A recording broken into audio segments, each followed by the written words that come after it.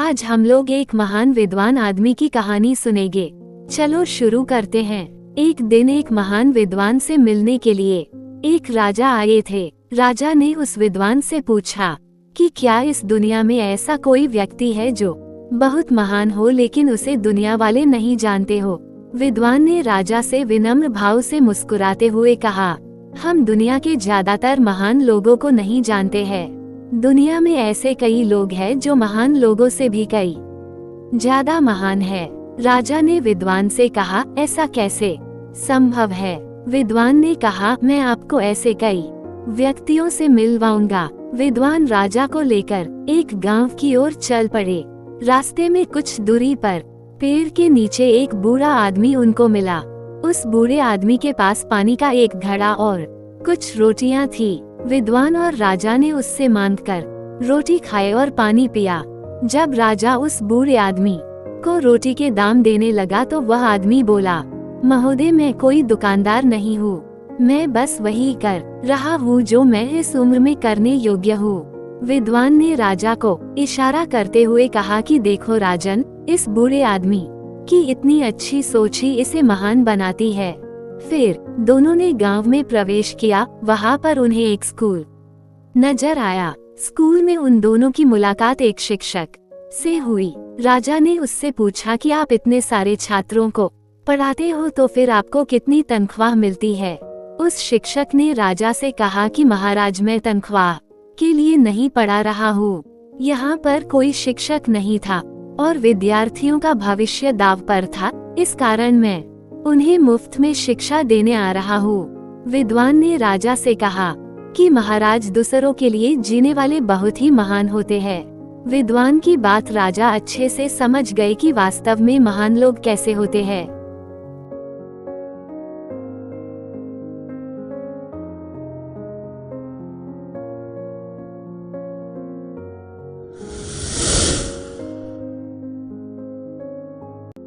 एक बड़े शहर में राम और राज नामक दो लड़के रहते थे। राम एक गरीब परिवार से था जबकि राज अपने माता पिता के साथ एक महल में रहता था। राज और राम एक ही स्कूल में पढ़ते थे। यद्यपि राज की संपत्ति और राम की कंगाली के बीच एक बड़ा अंतर था, लेकिन दोनों के बीच की दोस्ती बहुत मजबूत थी। एक दिन राज ने राम को अपने घर खाने का निमंत्रण दिया। राम ने संकोच करते हुए माना किया, लेकिन राज ने उसे मना लिया।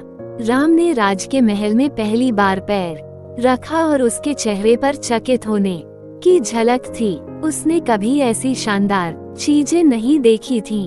राज ने उसे अपने कमरे में ले गया जहां वह अपना अध्ययन करता था। राम ने देखा कि वहां बहुत सारी किताबें थीं। राज ने राम से उसकी जिंदगी के बारे में पूछा। राम ने अपनी गरीबी, उसके माता पिता की मेहनत और अपने भविष्य की चिंता के बारे में बताया। राज को अपने मित्र की कठिनाइयों का आभास हुआ और वह उसकी सहायता करने का निर्णय करता है। उसने अपने पिता से राम की मदद करने के लिए पैसे मांगे।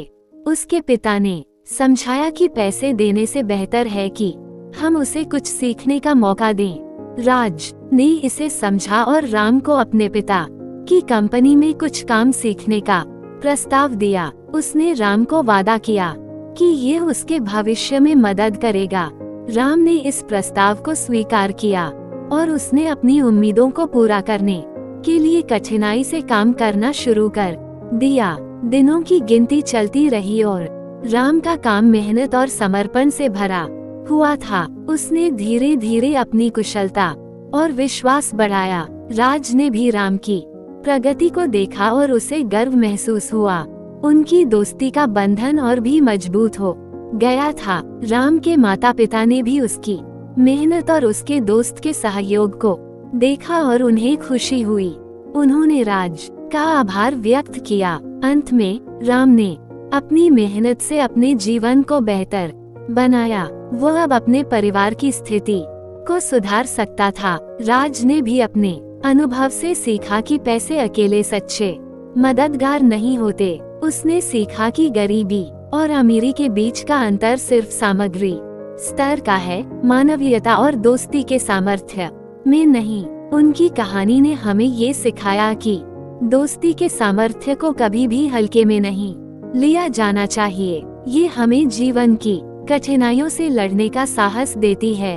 ये कहानी यह भी दिखाती है कि सच्ची दोस्ती कोई भी सीमा नहीं होती, न आर्थिक और न ही सामाजिक। एक सच्चा दोस्त हमेशा आपकी मदद करने के लिए तैयार होता है। और अंत में ये हमें ये सिखाती है कि जो लोग हमें सच्ची मेहनत और संघर्ष की दिशा में मार्गदर्शन करते हैं, वे हमारे लिए सच्चे मित्र होते हैं। चाहे वह गरीब हो या अमीर, दोस्ती का कोई मूल्य नहीं होता। ये सीखने और समझने की कहानी है कि हमारे जीवन में सच्चे मित्रों की महत्वपूर्णता क्या होती है। इसलिए हमें हमेशा अपने दोस्तों को सही दिशा में मार्गदर्शन करना चाहिए और उनकी मदद करनी चाहिए जब वे हमें सबसे अधिक आवश्यक होते हैं। हेलो गाइस, मेरी वीडियो को लाइक, शेयर एंड सब्सक्राइब करें और कमेंट्स में बताएं कि आपको मेरी वीडियो कैसी लगी। बेल आइकन बटन को दबाएं जिससे मेरी न्यू वीडियो आपको मिल सके।